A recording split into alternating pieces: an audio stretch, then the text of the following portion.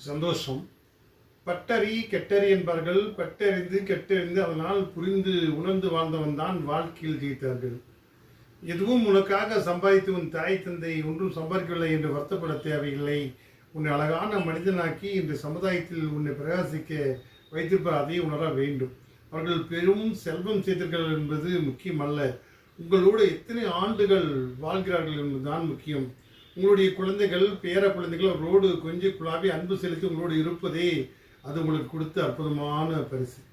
இளம் வயதில் தாய் தந்தை இழந்தவர்களை காட்டிலும் நம்மோடு பயணித்த வயதானவர்களை எக்காரணத்து கொண்டும் நீங்கள் தட்டு தடுமாறாமல் வைத்திருக்க வேண்டும். அவர்கள் அன்பு புரியாமல் அவர்களோடு நீங்கள் பயணப்பட வேண்டும் என்றார்கள்.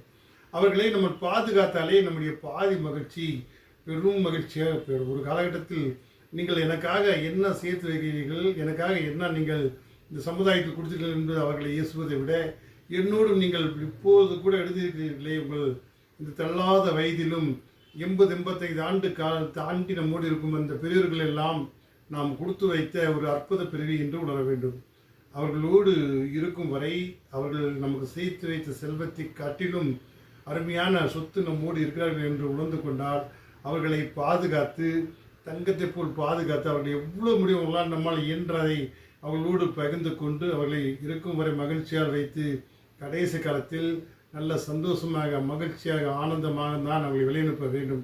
எக்காலத்தை கொண்டும் அந்த முதியவர்களை அந்த பெரியவர்களை கஷ்டப்படாமல் இருக்கும் வரை அவர்களோடு பகிர்ந்து கொண்டு அன்போடு பகிர்ந்து அவர்களோடு பயணப்பட வேண்டும். கடந்த காலத்தையோ எதிர்காலத்தையோ அவர்கள் நடந்த விதத்தையோ எக்காலத்தை கொண்டும் காட்டி புண்படுத்தாதே. நம்மளை பண்படுத்தியவர்களை புண்படுத்தாமல் புன்னகை பூத்து அவர்களோடு அன்பு செலுத்தி வாழுங்கள். இந்த வாழ்க்கை அழகானது, இந்த வாழ்க்கை விசித்திரமானது, இந்த வாழ்க்கை அன்பானது. அன்போடு இந்த அரவணைத்து அந்த முதியவர்களை பெரியவர்களை தாய் தந்தைகளை நம்மோடு நம் பயணத்தோடு அவர் பயணத்தையும் மகிழ்ச்சியாக தொடங்குவோம். சந்தோஷம். வாழ்க வளமுடன்.